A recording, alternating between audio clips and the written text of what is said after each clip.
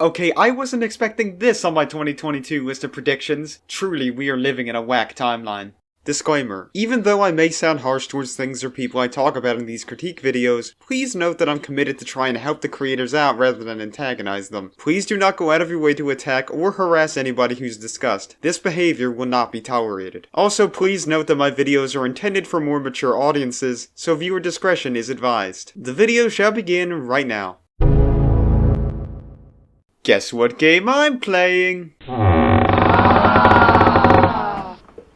Great. Congratulations, you are correct.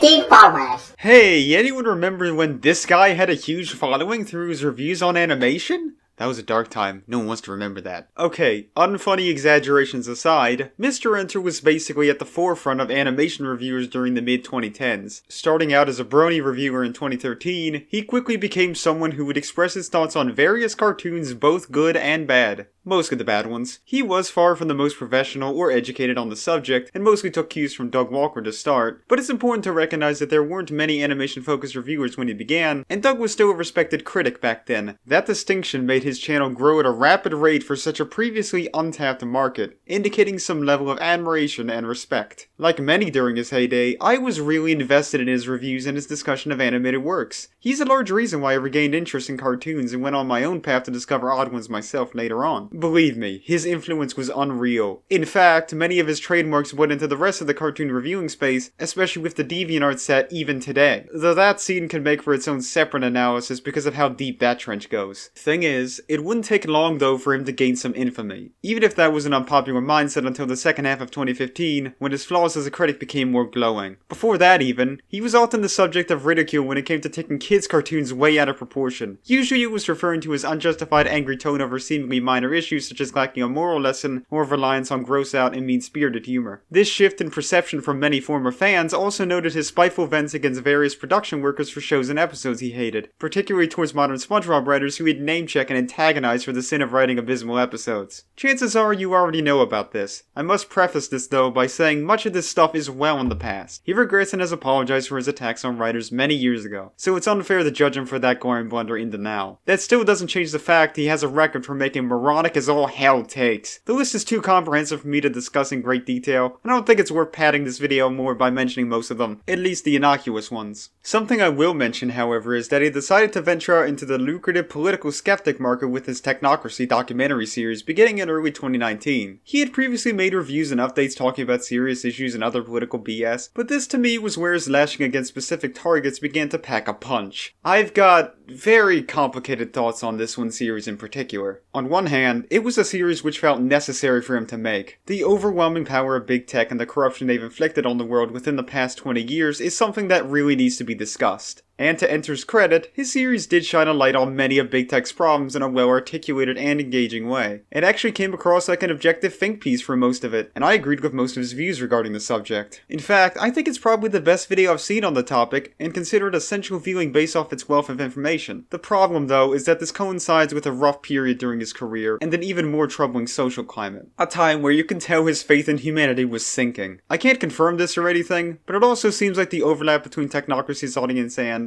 let's say, Mark Dice's wasn't too dissimilar as well. Many right-leaning grifters often touted themselves in the name of free speech and an open internet, sentiment shared by Enter and numerous other skeptic channels before him. Most of his political opinions, whether intentional or not, went after the online left in particular, dunking on generally social justice warriors and liberal journalists on a regular basis and pitting them as the entire left has its drawbacks, and that includes radicalizing your viewers and often yourself in the process. Enter appears to be one of the many victims mauled by this trend of the normalizing of alt-right talking points, even if his perspective came from a neutral but skeptical position. Many of those beliefs were held by self-proclaimed centrists after all during this time, so it's possible that he just attracted a worse crowd who shared his sentiments and later influenced his vision. This bled into his regular reviews, as he was also under the impression that much of modern media was being too politically charged. An observation not without merit, to be fair, though it's evident there was a bias against progressive, more left-leaning social views being included in popular media. On the surface, it sounds like he's calling out how preachy those types of stories tend to be, and how they'd often detract from the viewing experience. For instance, he covered an OKKO episode about skeleton remotes because he considered it gun control propaganda, a claim not without its merits. But of course, bad faith actors tainted whatever credibility those gripes may have had, as they unsurprisingly played a key role in spreading hateful ideology from alt-right grift farms. This is why handling those serious topics carefully is very important, so you don't accidentally encourage the wrong crowd. I bring all this up because despite me thinking Enter's takes on this were meant in good faith initially, he likely got suckered into the bubble of Pepe and Joker worshipping outcasts due to those technocracy videos and his more heated rants about things turning woke. Doesn't help when he picked up some of their rhetoric after that series concluded, and he has an apocalyptic worldview to begin with which they share. I still wouldn't consider him to be one of those figures, but they both have plenty in common. I believe that Technocracy was written from an objective and unbiased lens, which was why I think the message resonated stronger. Any disagreements I had with him, like his view on hate speech being defended under free speech, didn't matter all too much as it wasn't a viewpoint he dwelled on. In his reviews, however, where he has room to be less sugar-coated with his views, he kind of went off the rails a little too often. He may be more poignant and angry at things that matter more than Squidward not saying no and refusing everything, but that doesn't necessarily make the viewing experience much better. Old habits never seem to die, as stupid and even reprehensible takes haven't left him either, and some of them make me think he's suffering adverse effects of brain damage. I'll pin at least some of that on the grifter Kool-Aid. To be fair, this could also be a result of rushing scripts and videos such as his Nicorama series, likely without doing any fact-checking for any show he was unfamiliar with. In one infamous example from that series, and also one of his most infamous reviews, he complained about April O'Neil being black in Rise of the Teenage Mutant Ninja Turtles because he was ignorant enough to think she was race-bent in that show, trying to make a statement about poor progressivism through forced representation, even though his point was factually inaccurate, at least for this instance. The comics had portrayed her as a black character before this, and I think there's some unintended racist implications from how Enter expressed this. Nostalgia Mindless can really be a bitch too, so I'm hoping it's just that, which is still inexcusable by the way. But this mindset was most prevalent in the middle of 2020, where he became a toxic, misanthropic Joker type. I guess this outcome shouldn't have been that unexpected, he was already off the deep end by this point. For what it's worth, I think the confusion from the turbulent media coverage really did him in, which isn't something I can blame him for. Mentally, I can kind of relate with that, and I do honestly feel bad for him in many cases. He's gone through a lot lately, so I don't want to sound disrespectful of his shattered mental state. And for as negative as I've been sounding, I feel like he's become far better at articulating his views on the world. As I've established, it has its negatives, but there's something aspiring about letting your voice be heard despite the tidal waves of rejection. Likely because of his experience and dedication to research, some of his takes are fairly on point, and maybe cherry-picking his worst faults is woefully disingenuous of me. He's also a large source for my info regarding some often misinformed topics like Kappa, so he's at least doing something right in my book. One thing he has become real infamous for, though, is his views on the pandemic and healthcare, where his distrust with the media and society's handling of COVID-19 made him doubt everything about its significance. He's considered a vocal anti-masker by many, and he seems adamant in that position. While I personally see some of his claims as reasonable, I'd say he's wrong and delusional about a lot of this. He's also opposed to the idea that healthcare is a right, because he doesn't consider it intrinsic like free speech or whatever. And yes, that is the exact example he used to defend that position. There's a video by Sirius if you want to know more about that incident. But other than a few dumb defenses for anti-mask positions and his bias against leftist social causes, I'd say he's respectable enough despite what I previously assumed. Makes him contentious as all hell though, which has turned many away from his videos even if his information can be on point. Sadly, I think it says a lot when I think he'd be better as a political analyst or a human psychologist than a grown adult who complains incessantly about cartoons he hates. Not all of his reviews are terrible, there are a few I have liked and it's nothing compared to his objectively worse older ones, but I don't think he's qualified to be reviewing animation, especially in such a vitriolic way. Even in 2014 and 15, which were considered his golden years, his worst reviews were often considered to be the ones where he was the most emotionally frustrated for no good reason, or went on tangents that made no sense to the actual episode he was reviewing. I've previously established that he retains some level of anger, and although it's more deserving for the serious topics he discusses now, still doesn't necessarily help his case much. That ranting style has waned in popularity for many reasons, mainly that it doesn't benefit the reviewer to exaggerate every little thing. Calmer, fair, less nitpicky reviews have fared better in recent years. His videos are engaging to be fair, but it's a gamble if you're gonna get his better or worse side. Well, unless it's one of his glorified rants on social justice where it's usually his ugly side creeping in. He has improved as a critic over the years, though his airtight thought complex gets in the way of enjoying his reviews far too frequently. Whatever you think of him though, we can all agree that he's at least better than a convicted child groomer. Ugh, that was an even worse mistake to prop up. And now that brings me to the very reason I've decided to make the video in the first place. He had the honor, or I guess more accurately the dishonor, of getting onto Twitter's trending tab for one of his nuclear takes. I was willing to give the benefit of a doubt here, so of course I watched his short thoughts video on turning red in full. I imagine that there's already about 20 or so responses to the same video by the time this releases, not that I think it matters. Please note though that I haven't seen the movie yet myself, and I have no plans on supporting the fat rat to do so. I don't care much about what he thinks of the movie either, only if the reasons are shit will I have a problem. And judging by the fact I'm making this,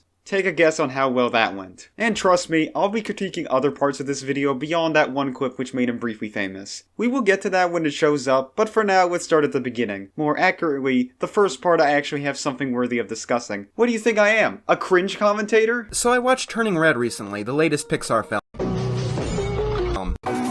Yeah, let's not do that. Hey, Bob the Builder! With the chaos and the drama this movie has caused, it's really tempting to just go one way or the other. Praise it for being shocking and daring and tackling new ground. Or to go in the other direction and absolutely eviscerate the film. It's really cementing itself with the Ghostbusters effect. It's not a movie, it's a political argument. Like Thundercats Roar, High Guardian Spice, or Masters of the Universe Revelation before it. Or She-Ra, or I can keep going on. These arguments are largely annoying, and they shouldn't be engaged in on any side of the argument, whether you're a defender or a detractor. Now this point, on the surface at least, seems like a decent one, and I do agree that turning this coming-of-age film starring a girl who can turn into a red panda into some culture war controversy was plain nonsense to further the views of either party. It's really not something worthy of hyping in the way that it had, and for the reasons it did. And these wars feel like worthless feces-flinging contests more than actual movements. For this part though, I think a few of your examples of past media arguments of this variety don't make that much sense. That could just be some cultural ignorance on my behalf though, so forgive me for that. In particular, I think you're overplaying Thundercats Roar's controversy a teensy bit in terms of impact. Other than some stupid takes regarding the bean mouth style the cartoon used, which were obnoxious to hear ad nauseum, it didn't appear to spur as much division as you allude to. Heck, I remember the response for the show during its announcement was very negative from all aisles. The show did earn some defenders once it aired, but to me the detractors were more vocal and hostile. Honestly, most of your examples just had the illusion of being larger in scale than they actually were, due to loud opportunists like them. Though you've still got more to say on this point, so let's hear the rest for closure's sake. If you're a detractor, it elevates the status of the movie and gives it more importance than it really deserves. If you're a defender, you obscure the actual merits of the movie and turn it into a target, which actually does hurt the artists in the long run, and hurts the actual political headway of whatever movement you're arguing for even more. Oh, that's not even mentioning that you're playing pawns to billion-dollar corporations that have packaged your personal values and have sold them back to you. Wow, such deep and evocative insight, Enter. Very well-informed take on society. Okay, regarding the rest of what you said, I strongly disagree with you when it comes to defenders obscuring the film's worth and harming those involved in its production. The political movement being affected does make sense somewhat, but the rest is only based on specific parameters and may only end up that way under certain conditions. Even for as controversial as this film apparently is, I don't see how your point makes sense. It may be annoying, I suppose, but it's not fully their fault that the film gets a bad rap. The reactionary attitudes are the real problem here across both, and the detractors tend to be the most irrational ones. Then again, that very well might be what you meant to say. Lastly, do you seriously think that most of its radical defenders actually support Disney wholeheartedly right now, other than those weird vocal minority of Disney adults? Not only are many people in the same anti-corporate mindset you're in right now, but their recent business decisions have been heavily criticized by many, even internally, including by Pixar themselves. And truthfully, you equating the creative minds behind the film to the corporation they're producing for hurts the artists far more than you think fights on the web are. Supporting Disney may be sacrilege by now, but there's no other way for the producers to be compensated for their work. It sucks even more because this is honestly a killer quote and couldn't be closer to the truth on the corporate ladder. You just failed to see the full picture. I'll be skipping much of the next few parts of this review as I've got nothing to actually gripe about there. You know, other than pronouncing the main character's name wrong. Miley. Put some respect to her name. Retaking that audio couldn't have been that hard. though this is a nothing issue that he rectifies each every time her name is said. Anyways, Enter proceeds to explain why she finds her mother Ming to be a character he hates, which on its own I have no issue with. I could say that she's supposed to be unlikable and that plays a major part of the story, but I can understand why he'd dislike it for being too over the top. Believe me, I get where his mindset comes from there. Abusive parents are just no fun in general, and even fictitious examples can be painful to watch or trigger traumatic thoughts. But after this point, we begin to reach the part where all hell breaks loose, and where the review really takes a nosedive into the stink pile. Hey, Bob the Builder! Part of the Ming problem actually comes from the movie's style. It is a very much in-your-face, and takes a lot of cues from anime, with even mundane things being shot as over the top as possible, which is a baffling choice if you're making something that's supposed to tell some kind of down-to-earth lesson. If life as a film snob means I must question why this peppy, energetic film has an anime-inspired look but still has a grounded lesson behind it, I'd rather take on a different profession. I guess you could say that it gives the film tonal whiplash, and that's probably fair enough. That said, I think those details can benefit the movie's atmosphere if executed well. Be warned, we've always scratched the least odious part of this scratch and sniff sticker, so I'd advise investing in a gas mask for the rest of this segment. This movie really feels like it was made for the TikTok generation. I mean, it was, obviously, it was released in 2022, but the movie also takes place in 2002, and that creates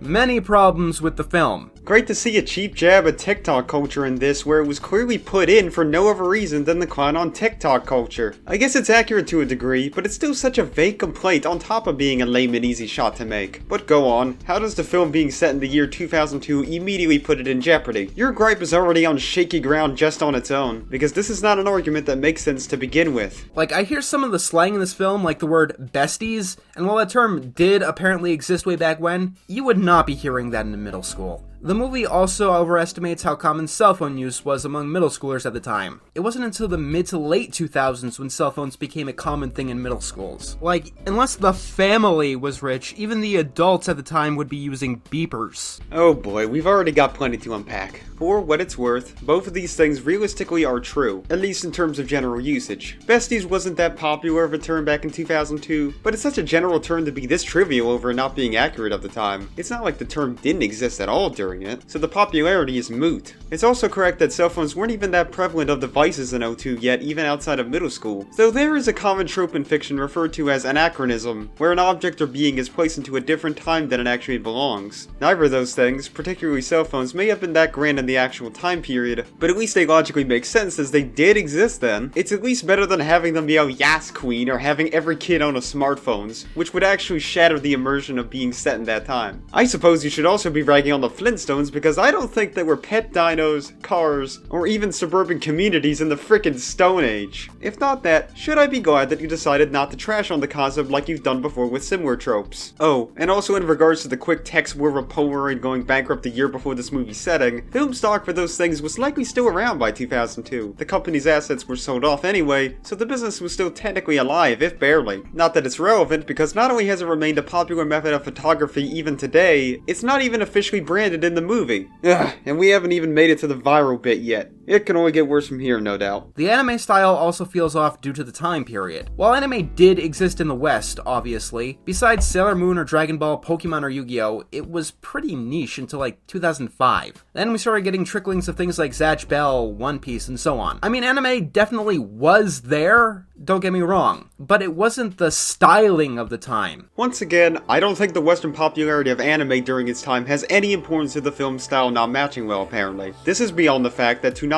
had been around for 5 years by that point, and was showing anime stuff on there as early as 1998. The anime film Spirited Away also won an Oscar in 2001, so it was probably more prevalent than you may think. Of course, its popularity wasn't near its peak until later on, but my brother in Dinko, it's literally just a visual style. If you were going to say anything about the art style and its connection to the anime inspiration, at least say something specific about the style itself and any problems you may have with it other than whatever word salad that was. If you were to say it was handled poorly in nearly any other way, I'd at least make sense of your argument against it no matter what my stance was. It's worse when I'm left hanging on why you'd say this. Speaking of which, by 2002, boy bands were on the way out. That is literally the year that Justin Timberlake went solo, effectively ending the craze for a decade. 2002 wasn't a very in-your-face time either. It was quiet. It was grungy. Linkin Park was one of the biggest bands in the world. Everyone was emotional and full of angst. Like, there's one guy in the school who has this emo look, and yeah, That is 2002, right there. The whole movie should look like that. I think it says a lot about you when you want to make this movie a depressing slog. I guess so you can get any attachment out of it because you are literally that jaded. Ironically enough, on your point about boy bands, 2001 was more or less the scene's downfall in the mainstream conscience by its second half. There weren't too many bands like that still charting in 2002, truth be told. Though to act like they were extinct during that year would also be false, especially so in concert performances, which I imagine still garnered a sizable enough audience. Teeny boppers didn't gravitate immediately to corner Linkin Park as they matured into their adolescent years on average. Acts like Avril Lavigne, Pink, and Michelle Branch maybe, but less likely those other bands unless they had eclectic music tastes. Even if they're still technically grittier, your perspective on that year's pop culture sounds woefully out of touch and probably connects more with what others remember most of the era in hindsight, ignoring other things which are forgotten or deemed as lesser. Boy bands were a joke even in their prime. Again, this is just nitpicking details based off the vague and possibly inaccurate image of '02 in your head. And that's partially because there's an elephant in the room that you do have to realize if you want to say,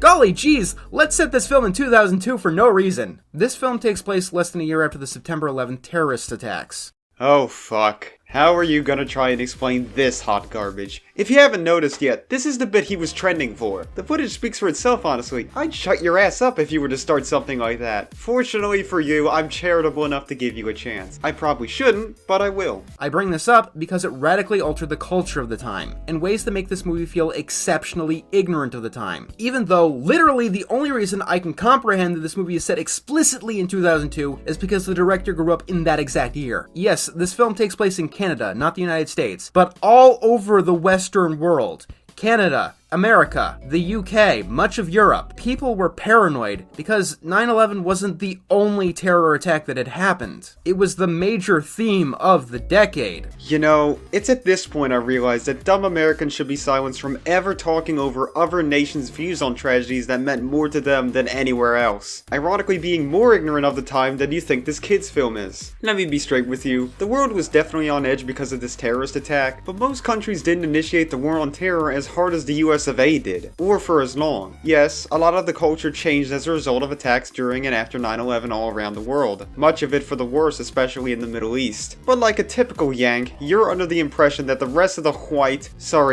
Western world cared as deeply as Americans did. I don't want to sound insensitive because the fear and paranoia was warranted, and it was a tragic event that no one expected, but holy shit do you sound tone deaf. Even though Canada is a bordering country, America doesn't represent them or anyone else but themselves. Canadians likely weren't as fearful towards this in the long run. And what do you know about the time period, let alone from a Canadian's point of view? I shouldn't be allowed to say I probably know more about the year than you do when I'm almost a decade younger and have zero actual memory of it. 2002 was considered a healing year, it's just that domestically those fears lasted longer. Recovery was likely quicker in other countries because the impacts weren't as dire there even in Canada. For somebody who preaches against politics and media today, why are you encouraging them to add something to the film which is directly connected to the political landscape of the time and irrelevant to the actual plot? Either you didn't notice this obvious double standard, or you actually think it would benefit the film's atmosphere. You cannot just make an exception for something like this. You make a great argument in favor of re-education, and that's an ideology I'm very opposed to. I mean, I can understand not wanting everyone to be so fearful, as that goes against the tone that the movie is trying to establish. Yeah, you fucking think? No shit it would be out of place tonally. Including that element in would likely harm the film even more, and you'd likely still be whining about it. But then you have very awkward moments if you actually were there and you do actually remember the time period. Like, the moment with Ming, this strange adult standing outside the school with a box.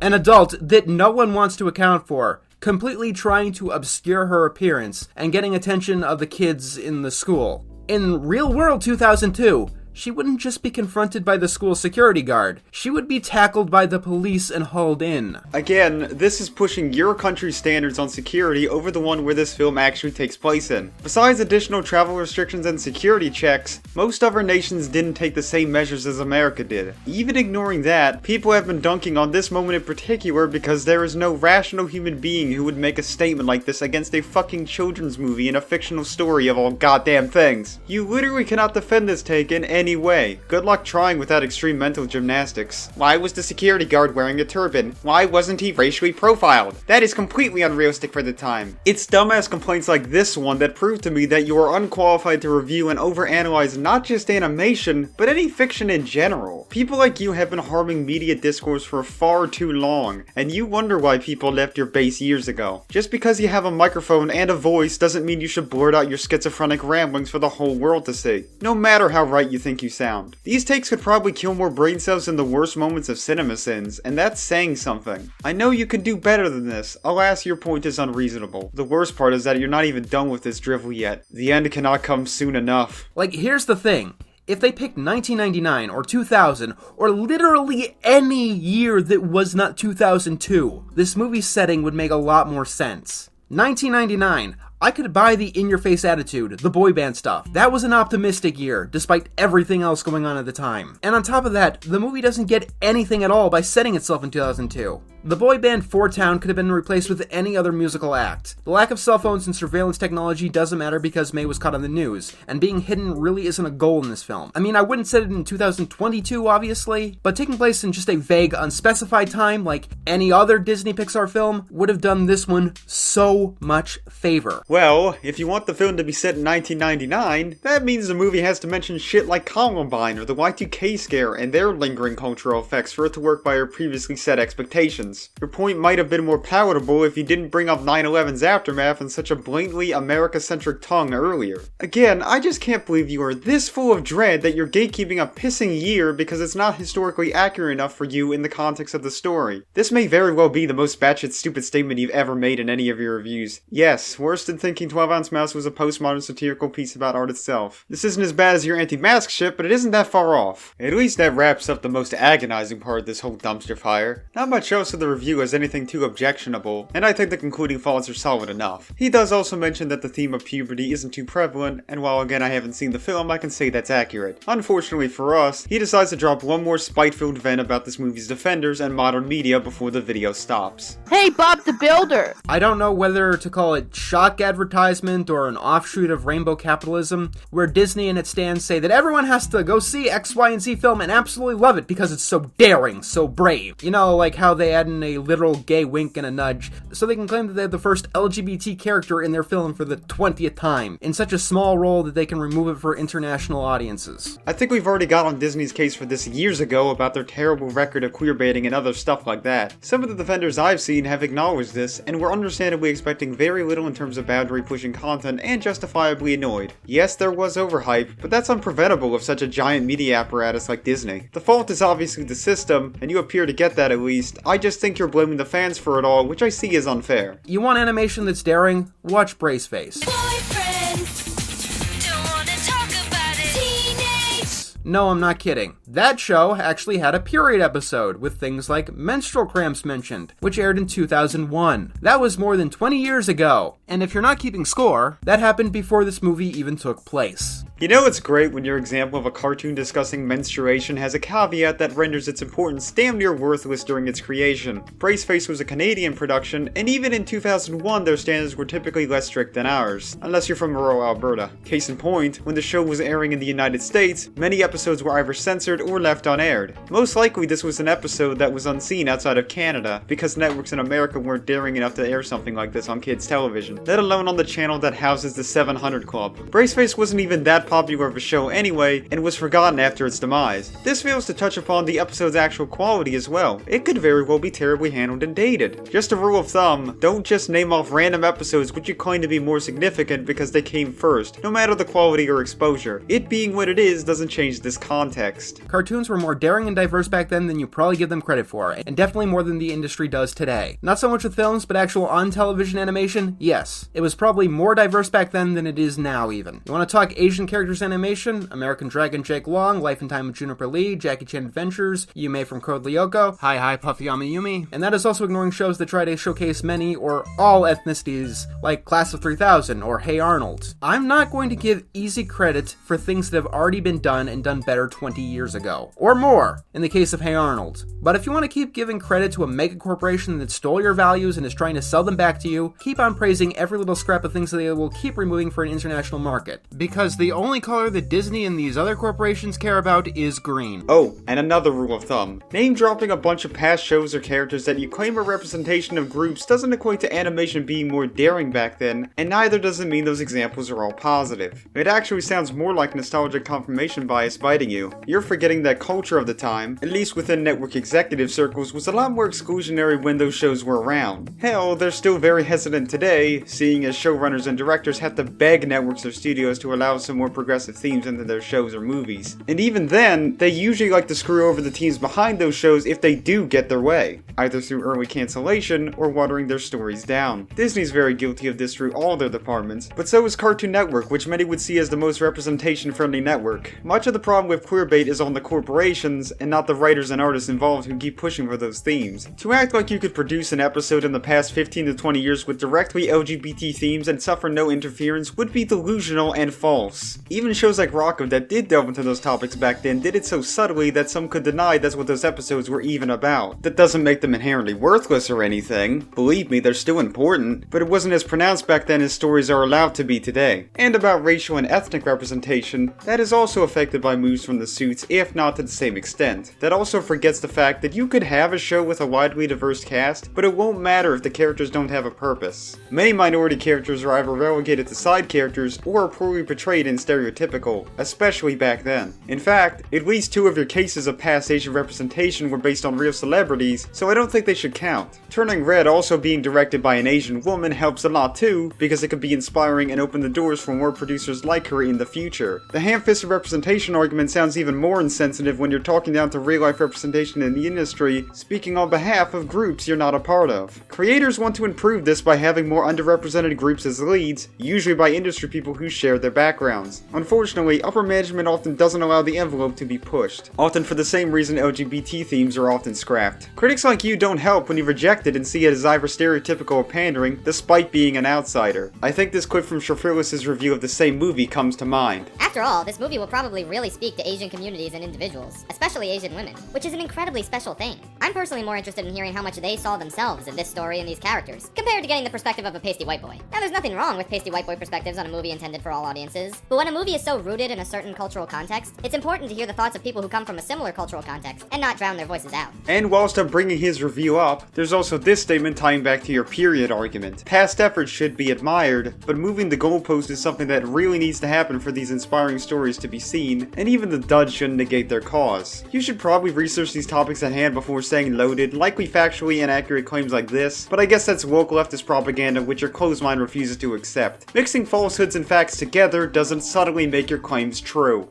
If I didn't make it obvious enough by my tone, this was a frustrating review to endure, even though much of it was nothing to write home about. I suppose you could also call it a mixed bag, but more on the lower side. If I am to say anything regarding its trending status though, the description that Twitter bothered to give isn't fully accurate. Nowhere did Enter explicitly complain about 9/11's mentions being missing. Rather, he was complaining about what he thought was an inaccurate portrayal of the culture of 2002. It doesn't change much still, because his point was bog water anyway. Truthfully, I'm stunned someone decided to give this a description at all, even if it is misinformed. More people saw the Twitter clip than the review it came from, which I'm not sure if that's a good or a bad thing. You sure as ketchup doesn't need validity for those takes through ad revenue, though it does also ignore a lot of the nuances of his original review, which I'd say is very important for context. But really, does it actually matter when even in that context he sounds insane and unworthy of listening to? Even Forbes of all publications made a headline about this abysmal video, which is both surprising and hilarious to me. This likely became viewers' first impression of the guy, and those mean a lot. I would like to say it's unfair, but I really couldn't care how he's seen after this. Beyond plenty of jokes being made at the expense of his flawed argument, this negative response also led to his like and dislike ratio to be probably the worst it's ever been. Even his other reviews, which netted mixed or unfavorable responses, didn't get ratioed this badly. Keen eyes might also notice that the comments on this particular video were turned off. Oh shit. Did the algorithm detect the characters' faces as kids or something? No, actually, because there were comments made before he chose to disable them. There were notably a few from what I remember that claimed the negative responses came because he didn't praise the film to high heavens. Someone I follow on DA also insisted this. Heading back to Shafirlis' review, where he also found it mediocre, mediocre, you can see that the ratio fares that review far better even though they came to pretty much the same conclusion. Him disabling comments on the video kinda gave more ammunition to that flawed presumption though. Also, he in his right mind chose to pin one specific comment defending his argument about the setting, and it's comical enough on its own to be discussed. Granted, I'm American and not Canadian. The very opening words of your fucking comment prove to me that your opinion shouldn't be heard. I may also be American, but I'm not the one foolishly talking down the groups that aren't my own. The world culture, particularly the West, was introspective and fearful. The dot-com bubble was bursting, or had burst, so a small but significant wave of investors were beginning to see their big internet gambles waste away. Oh no, I can't believe they didn't discuss Ming's unmentioned dot-com capital losses! If you think that's what the general population was panicking about in 2002, and not just a small few who invested, you probably watched way too much of the Financial News Network back then. You know what Wally could have used more of? Commentary on the housing bubble in the 2008 recession. Interpinning this likely means he condones your distorted view of the world too. One other comment I archived shows some more about Enter's inner psyche. Rule of thumb, when you make Twitter unhappy, you've done a good thing. It appears like that line is one he treats as gospel, which does say a lot about him. I'd be remiss, however, if I didn't mention that this quote directly conflicts with another statement he made against cancel culture from 2019, stating that if you're on trending, you're basically screwed. I could get into the inaccuracies of this quote in hindsight, like how nearly all of the trending figures who claimed they were cancelled are either still on Twitter or in general have a massive enough audience for it to mean nothing. I was similarly short-sighted about the same subject the same year. There's also irony to that quote, because he himself pulled a 180 when he was the target. If his reputation hadn't already sunk, this might have been more impactful in his decline. Shockingly enough, he was heated enough to make a vent thread over there that I can only describe as purposefully ignorant. Some have even gone to say it's his supervillain arc. I think it's worth reading some of, but be warned that the spite is strong. Good to know that after a career of insulting people, getting things blankly untrue, going into anti-mask rants, this is your moral line? This is the moment where you said, too far, when I thought that a mediocre movie didn't properly represent its stated year. I mean, you've decided to name previous sins of yours, all of which were rightfully shunned by many in the past. In fact, people took your latest statement less as actually controversial, but brain rotten instead. Literally nobody is offended by your idiotic stance on this film. You know, unless you're allergic to dumb fuckery. We're just laughing at you for that one take.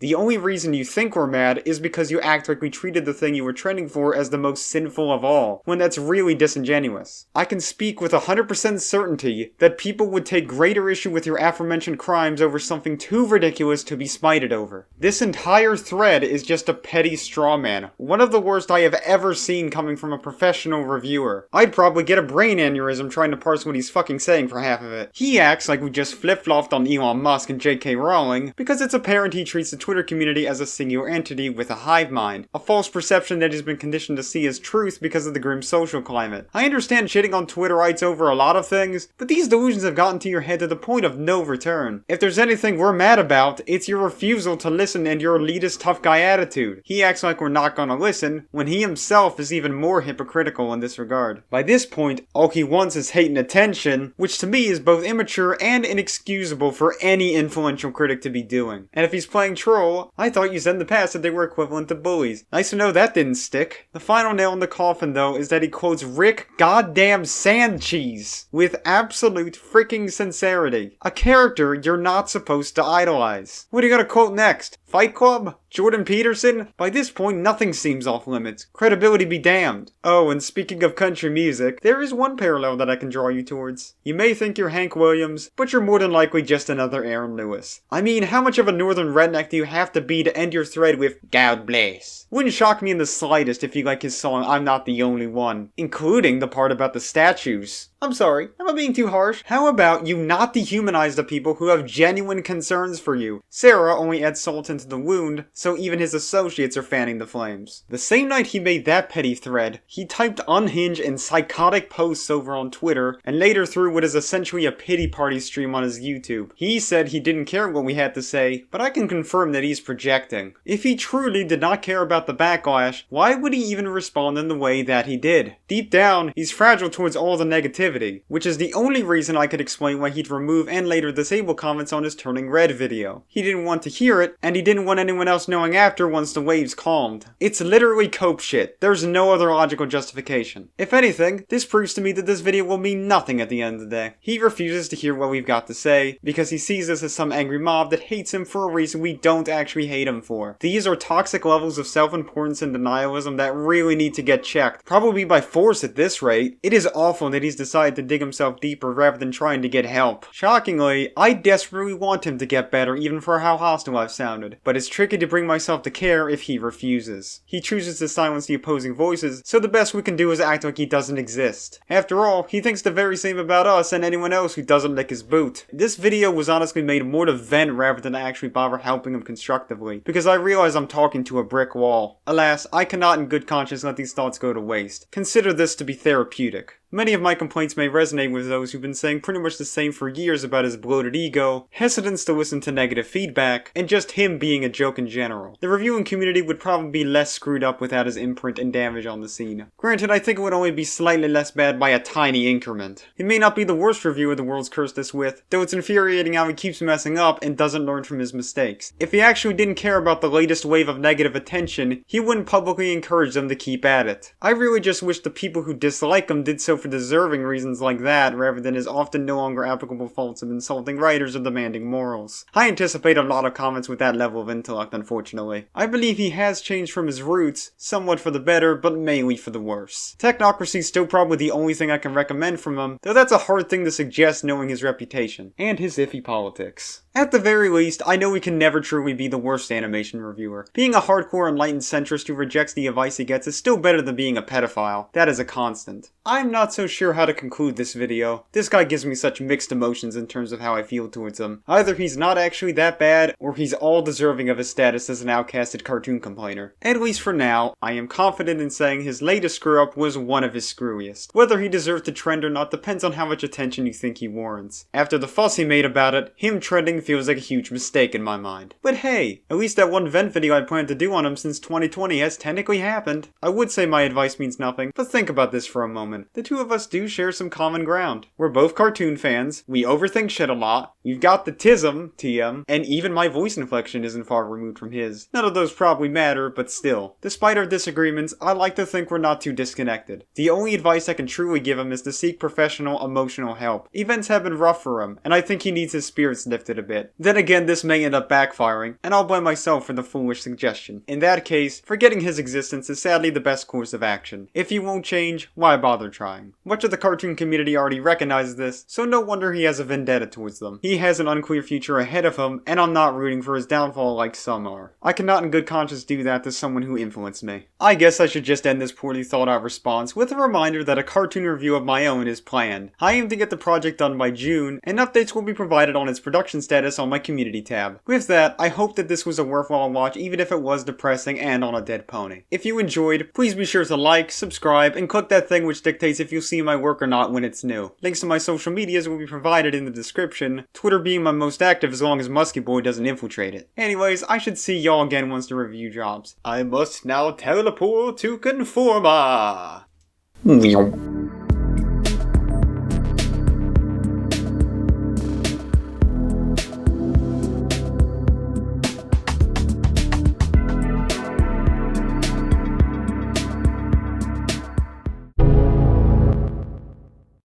Hello, may I interest you in some Little Debbie mini muffin? This isn't roaches.